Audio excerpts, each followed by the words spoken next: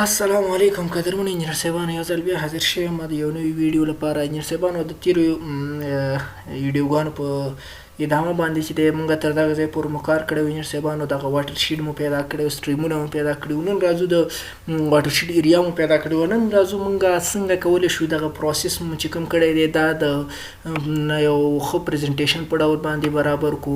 څنګه کولی شو یو مسلکي راپور چې دی د دې څخه جوړ کو. او دریم کار به چې زمونږ دا وي که په دې ویډیو کې وخت زیات نشو نو څنګه کولی شو چې دغه موډلینګ مونږ دلته وکړو. کوم پروسس یې مو وکړ دا چې ډبلیو ایم ایس ته چې دی په کومه طریقه وړلی شو. ډبلیو ایم ایس چې دی هلته مونږ نه کومې ریکوایر ډیټاګانې وي د هغو د ډبلیو ایم ایس چې دی مونږ دپاره کوم کار کوي، کوم انپوټ غواړي، کوم آوټپوټ غواړي. نن به چې په دغې باندې خبرې کوو. راځو انجینر صاحبانو په لومړي قدم کې چې دی مونږ واټر شیډ مو پیدا کړه چې دغه زموږ واټر شیډ شو. که موږ دلته راشو وګورو نو موږ ته چې دی هغه واټر شیډ ایریا چې دی لاسته نه راځي. دا چې ولې نه راځي د دې اصلي لامل دا دی چې دغه کومه ایریا چې دلته اوس کوم واټر شیډ پیدا شوی دی دا راسټر ډیټا ده. نو راسټر ډیټا چې دی موږ به کله چې غواړو چې ایریا پیدا کړو نو دا باید موږ فیوچر ته تبدیل کو. راځم دلته چې ارک ټول باکس چې دغه باندې خلاصوم چې دا مې کله خلاص کړه. دلته راځم کنورژن ته. کنورژن کې چې دی فرام راسټر دلته ورته یم راسټر ټو پولیګون، ځکه دا پولیګون دی یعنی ایریا ده. نو راځم دې باندې چې دی کلیک کوم. دلته ورته چې دی همدغه واټر شیډ چې کوم دی واټر شیډ یا د دې ځای څخه یې داسې رانیسم دلته یې ډریګ کوم او یا چې دی په دغه ځای کې چې موږ کلیک کوو هلته چې دی موږ راځي چې واټر شیډ فلو. واټر شیډ فلو چې دی دا راخلم دلته اوکې کوم یا نو مونږ چې دی نسبانو لږ به چې دی یو ډایرکشن به زه دا ته ورکړم. دغه فلو واټر شیډ فلو چې دا راوړم دلته چې دی ډریګ کوم پرېږدم. یا په دویمه طریقه چې دی مونږ کولی شو چې کو دې ځای کې زه کلیک کوم دلته دا واټر شیډ یې راځي. دا که اوس دی نور دی کې مونږ سیټینګ د دې برابر دی اوکې کوو. یا اوکې م چې کله اوکې مو وهه دغه دی زمونږ چې دی پروسس تر سره شو راسټر ټو واټر شیډ. واټر شیډ ته چې دی زمونږ دا تبدیل شو. نو اوس مونږ کولی شو چې ایریا چې دی په اسانۍ سره محاسبه کو ورکړي. راځم دا نور اضافي شی نه چې دا به آف کوم دې باندې رایټ کلیک کوم پراپرټیز ته راځم. پراپرټیز ته چې کله راشم نو دلته به مونږ چې دې کې سمبولوژي چې دی فیلډ دلته به لیبل به آن کوم ورته چې لیبل نظر شي ته ایریا ته شیپ ایریا 1 دا اوکې کوم. دلته ګوره ویې لیکل چې زمونږ دا عمره 15,615 هکتاره چې دی زمونږ دغه ایریا ده. دې لپاره چې زه راځم چې آیا دا هکتار باندې دا که نه ده نو کولی شو چې انجینر صاحبان دلته راشو یو فیلډ چې دی زه اډ کوم. ما تیار مخکې چې دی اډ کړي دي ورکې ایریا لیکم ایریا 2 لیکم. دغه چې دی شارټ ورته ډبل کوم شاید چې دا اشاري ښه راشي. نو الایس دلته چې موږ کولی شو فیلډ ورته اډ کړو بله ویلیو ورته ورکړي. خو زه راځم اوکې کوم. یا اوس دلته راځم رایټ کلیک ور باندې کوم. هلته کلکولیټ جیومیټري ایریا د ډبلیو جی ایس 1940 یو ټي ام زون 240 چې دی زمونږ دغه پروجیکټ په دغه زون کې چې دی قرار لري. اوس راځم هلته یونټ ورته کوم. یونټ ورکې ورته یم چې په هکتار باندې راته وښیوه. نو دغه د په هکتار باندې موږ ته وایو چې 15,615 هکتاره. که ووایم چې یاره زه دا په کیلومتر باندې غواړم راځم همدلته سکویر کیلومتر چې دی سکویر کیلومتر دا اوکې کوم 256.15 چې زمونږ دغه د واټر شیډ ایریا ده په دغه اندازه باندې. نو کولی شو د دې څخه وروسته انجینر صاحبانو چې موږ دغه ایریا مو محاسبه کړله راځم دغه کې به چې دی لږ شانتې به وکړو. ښه اوس که وګورو انجینر صاحبانو دلته دغه راسټر چې کوم دی دا سټریمونه وګورو نو د دې لپاره چې موږ دا یو ښه پریزنټیشن یو ویو موږ ته ورکړي نو باید دغه هر یو کلاس موږ دغه چې دی په 15 کلاسونو باندې چې دی دا ویشل شوي دي زموږ لپاره. موږ دلته وګورو دا 15 کلاسونو باندې ویشل شوي دي چې راسټر سټریم دی راسټر ټو دا ور 1 2 3 4 5 کلاسونه باندې ویشل شوي دي. د دې لپاره چې زه انجینر صاحبانو په 15 کوډونه ورکړي چې یو کوډ کې چې دی تغییر راولم ټولو ته چې دی هغه اپلای شي.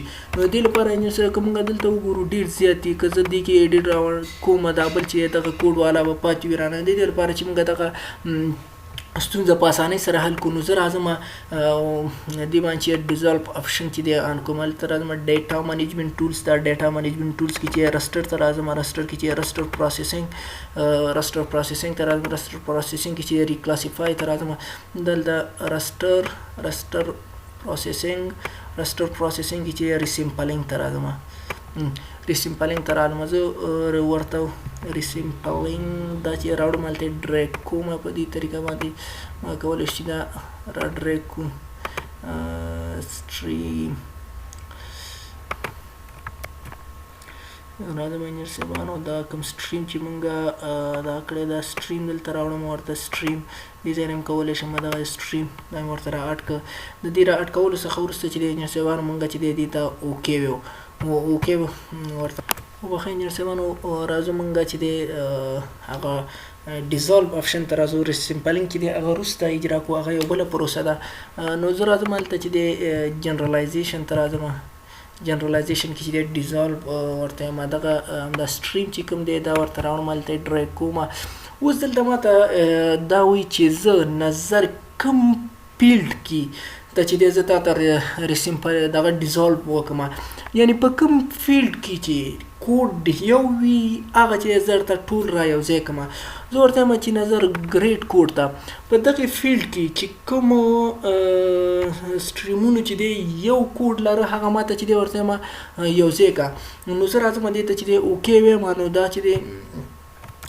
دې ته ما چې اوکې مو ویل نو دې باندې به یو څه پروسه چې دی اجرا شي د پروسې څخه وروسته به چې دی هغه سټریمونه چې کوډ نمبر یو ولري هغه ټول به ماته را یو ځای کړي یو سټریم به ترېنه جوړ کړي هغه چې کوډ نمبر دوه ولري هغه به چې دی بل سټریم به چې دی جوړ کړي په دې ترتیب سره به دا ټول موږ ته راجمع کړي دا به ډیزالو شي نو اوس چې دی زموږ پروسه چې ده روانه لږ انتظار به ورته انجینر صاحبانو وباسو چې تر څو زموږ دغه پروسه اجرا شي زه به تاسو ته دې تفکیک وکړم چې مخکې چې د سټریمونه په کوم ډول اوس چې د سټریمونه په کوم ډول دي انجینر صاحبانو ګوره دا سټریمونه چې دا ډیزالو کړه دلته که اوس موږ وګورو انجینر صاحبانو ډېر زیات سټریمونه دي ګوره یو کوډ دی 5 دی بیا 3 کوډ یو په دې ترتیب باندې اوس راځم دغه کوم چې موږ ډیزالو کړه دې ته راځم انټر کوم ګوره اوس چې ګریډ کوډ هغه چې کوډ نمبر یو دی هغه راته ټول چې دی را یو ځای که هغه چې کوډ نمبر 2 دی هغه 3 دی دا موږ د څه لپاره وکړو اوس راځو چې د کوم هدف لپاره موږ دا ترسره کړه هغه چې دی اجرا کړو راځم رایټ کلیک ور باندې کوم رایټ کلیک څخه وروسته چې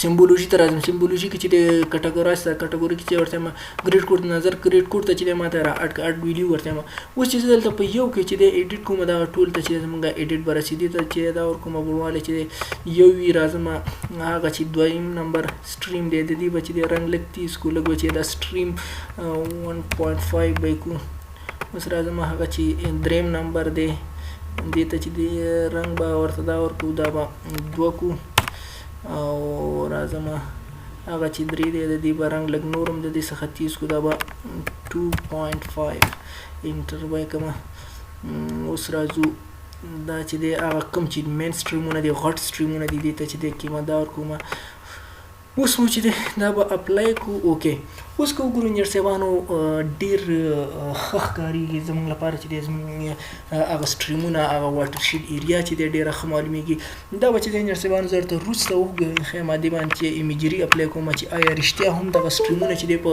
خپل ځای باندې چې دی پرېوتي دي که نه دي پرېوتي اوس یو څه زموږ دغه واټر شیډ چې دی برابر شو لږ یو څه موډ یې وکړه اوس راځم انجینر صاحبانو د دې څخه اوس یو بل دغه پروسس ور باندې کوم دا په دې خاطر چې کوم ځای کې تاسو ته خوندور شو واټر شیټ په هماغه ځای کې چې د سټاپ یې کوي دا چې د لیوټ ته وویسئ ایکسپورټ مه پرې کوي نو زه چې د مختلفو پروسو په مختلفو ډولونو درته ښیم چې هر یو ستاسو پکې خوښېده په هماغه ډول باندې تاسو کولی شئ چې دا خپل پریزنټیشن ته یوسئ راځم 3D انالایز ټولز رسټر سرفیسینګ ته راځم هلته هیلث شیټ چې دی دا ورته اپلیکیشن اپلای کوم امپورټ رسټر وایي رسټر چې دی دا وایي ما ته معرفي کړه رسټر چې هم دغه فیل ډایرکشن چې دا ورته معرفي کوم ازیموت الټیچیوډ به صحیح دی همدغه زیډ فکټر چې دی دا ورته یو هم چې یو فکټر کې چې راته واخله اوس به چې دی باندې هیل شیټ به چې دی اجرا شي نو وبه ګورو چې لږ به نور هم دا زموږ پریزنټیشن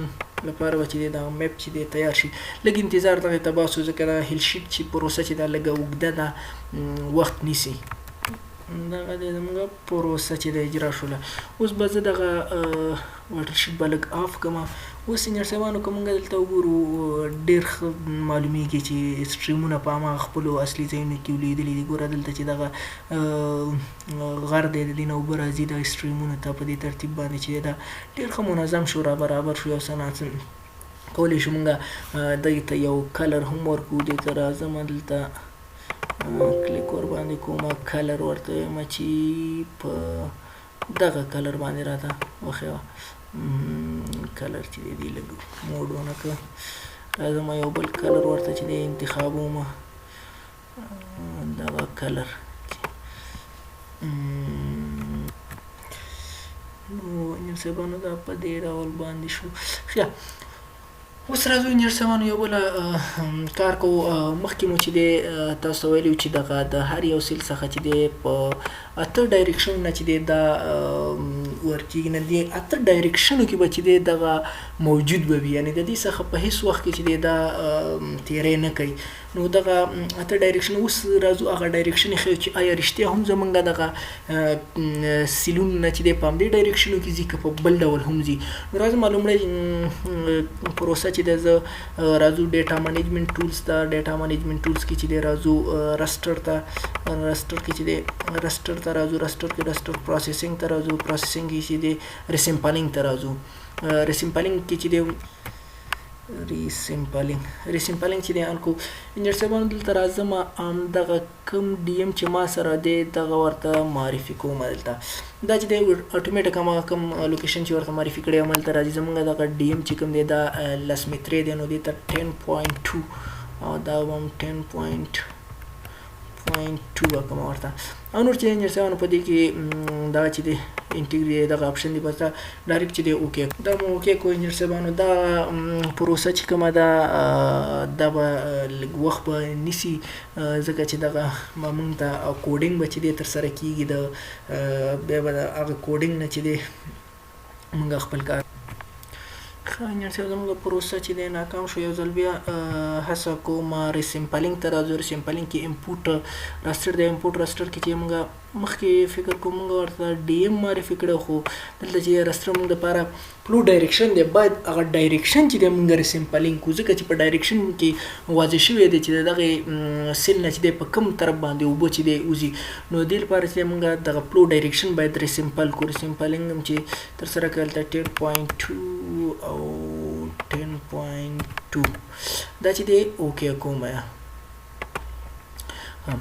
تم اوکې کوز به چې ریسیمپلینګ به ترسره شي. په ریسیمپلینګ کې چې دی یو څه تغییرات به وکړي راغلي وي.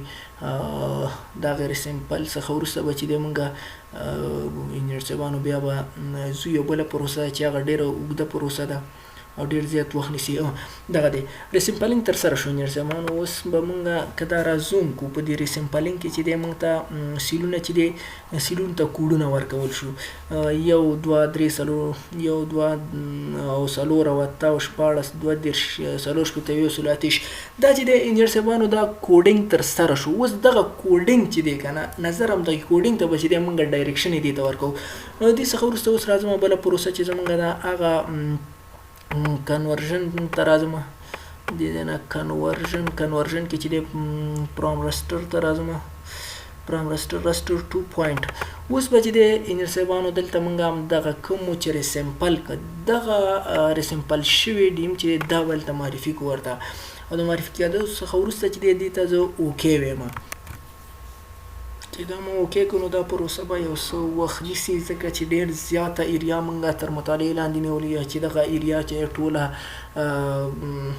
یعنې دغه راسټر په پوینټونو ته تبدیلېږي. هغه پوینټونو ته چې تبدیلېږي نو دا چې کوم یو هم دا 10 میلیونه پوینټونه خو دي نو دا به حتما زموږ نه یو څه وخت نیسي. دا پروسه به چې دی مخکې ځي تر څو چې دا پروسس چې دی دا ترسره کېږي. نو زه به راشم دې باندې به لږ وضاحت به ورکړم. انجینر صاحبانو اوس ګوره موږ هلته ولیده چې ریسیمپلینګ کې زموږ دغه 8 کوډونه چې دی سیسټم چې دی موږ ته ورکړل. اوس دې ته چې دی ډایرکشن به موږ څنګه برابرو. ګوره هغه سیل ته چې یو کوډ ورکول شوی دی د دې ډایرکشن به د 90 درجو لاندې به چې دی عمل کوي. هغه چې 2 ورکول شوی دی هغه به د 45 درجو لاندې به هغه ته ډایرکشن موږ ورکوو. هغه چې 4 کوډ ورکول شوی دی هغه به د 0 درجو لاندې چې دی هغه ته به موږ ډایرکشن ورکوو.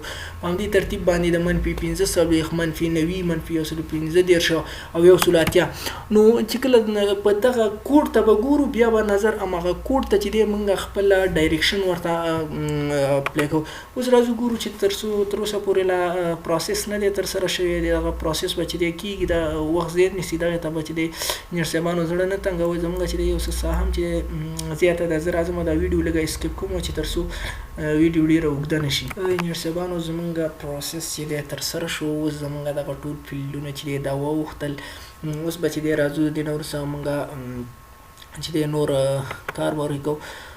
دې لپاره چې لږ واضح شي ځکه دا ډېره غټه ساحه ده چې تر څو زوم کېږي نو ډېر وخت نیسي. زه به دا لږ رازوم کومه چې صرف تاسو ته وښیم چې دغه پوینټونو ته تبدیل شو. ګوره دلته که وګورو انجینر صاحبانو هر یو سیل چې دی که نه هغه یې موږ دپاره چې یو پوینټ ته یې تبدیل کړه چې دغه پوینټ باندې به اوس به موږ نور کار چې دی په دغه پوینټ باندې کوو. هر یو سیل چې دی دغه پوینټ ته هر یو رنګ یې چې دی موږ ته واضح کړی. د دې لپاره چې موږ دغه ساحه ډېره زیاته ده. زه راځم همدغه خپل د ډي ایم چې کومه موږ واټر شیټ دی د همدغومره ساحه چې دی زه د دې څخه کلیپ کوم ځکه ټوله ساحه کې چې دی پروسس کوو نو ډېر زیات وخت زموږ څخه نیسي. نو راځم هلته سرچ بار ته راځم. سرچ بار کې چې هلته ورته کلیپ لیکم کلیپ اوکې کوم. زه به لږ کلیپینګ به ترسره کړم. هلته راځم انجینر صاحبانو انالایز ټولز له لارې متلی شي دلته سرچ کې م ورکولی شي. دغه به ورته را انسرټ کړم دغه کوم چې ټول پوینټونه دي. دغه کلیپ فیوچر دا وایي په تشي باندې ته چې دی دا کلیپ کې زه ورته یم چې دغه کلیپ کومه په تشي باندې په رسټر ټو واټر شیټ باندې په دغه باندې زه کلیپ کومه دا اوکې کوم. یا دا د انجینر صاحبانو زموږ دپاره دا کلیپینګ ترسره شو. دغه هماغه کومه ساحه چې زموږ واټر شیټ د هماغه نقاطو کې چې اوس موږ خپله پروسس کوو د نورو نه تېرېږو. راځم دغه ټول چې کوم دي دا ریموف کومه. پاتې شو صرف د واټر شیټ ساحه کې چې دی په واټر شیټ ساحه کې چې کوم ډایرکشن دی هغه موږ ته پاتې شو. نو راځم دا به لږ را زوم کومه چې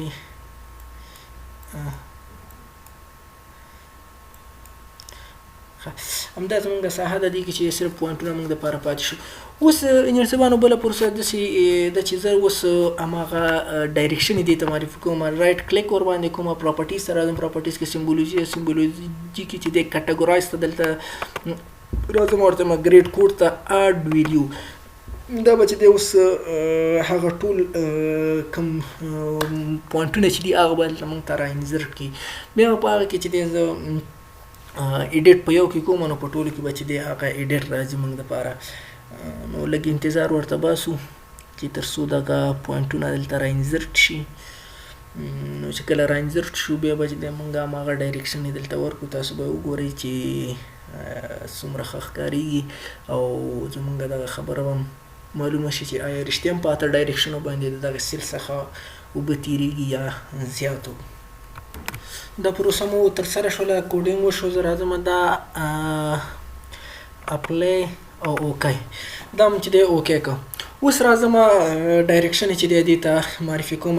مخکې مو ویلې چې هغه نظره کوډینګ ته راځم دې باندې کلیک کوم. دلته چې دی ورته کنټرول وي کالټ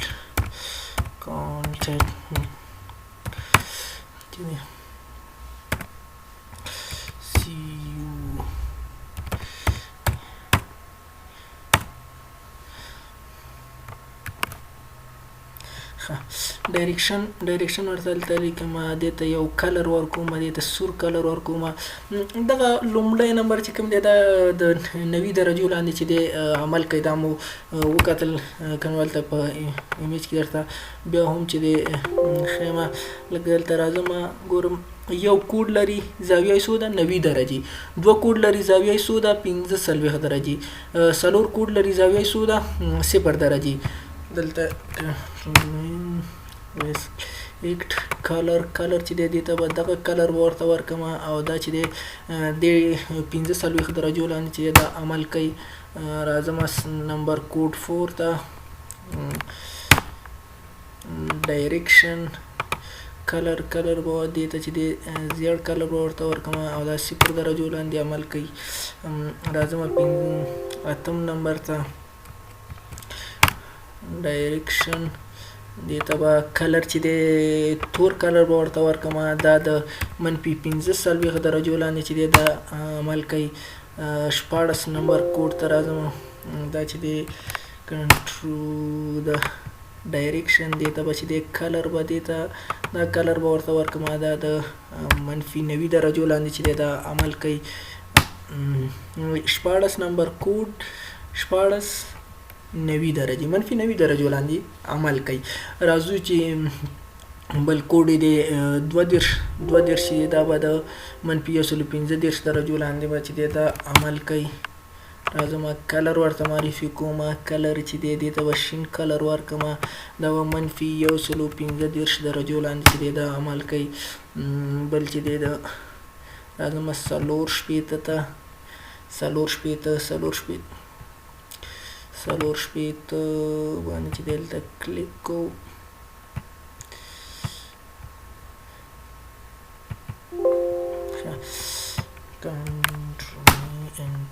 ډایرکشن کلر دې ته به چې دی دغه کلر ورته ورکړم دا د منفي دا به د 180 درجو لاندې چې دی دا عمل وکړي.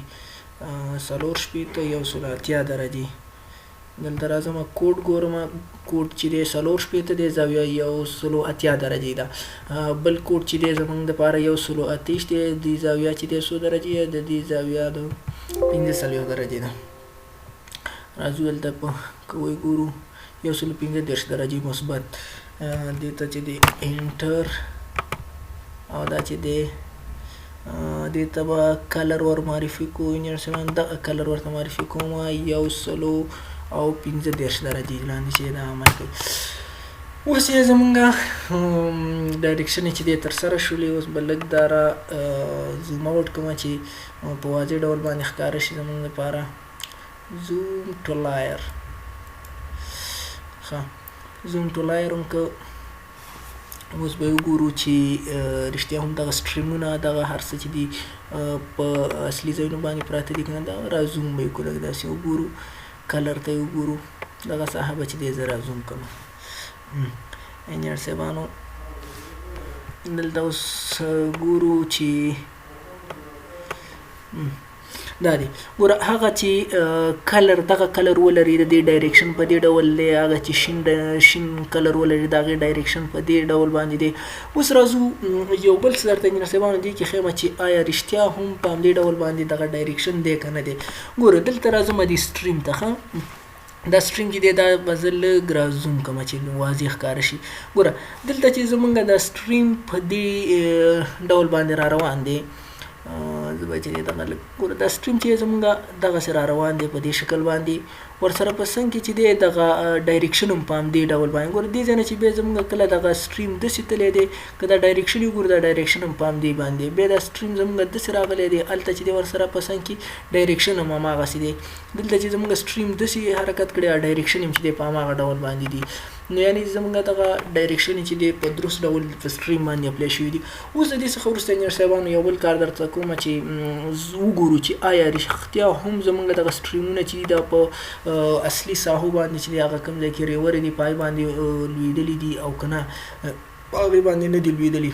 راځم زه یو ایمیجري را سره د دغه به را اډ کړم دلته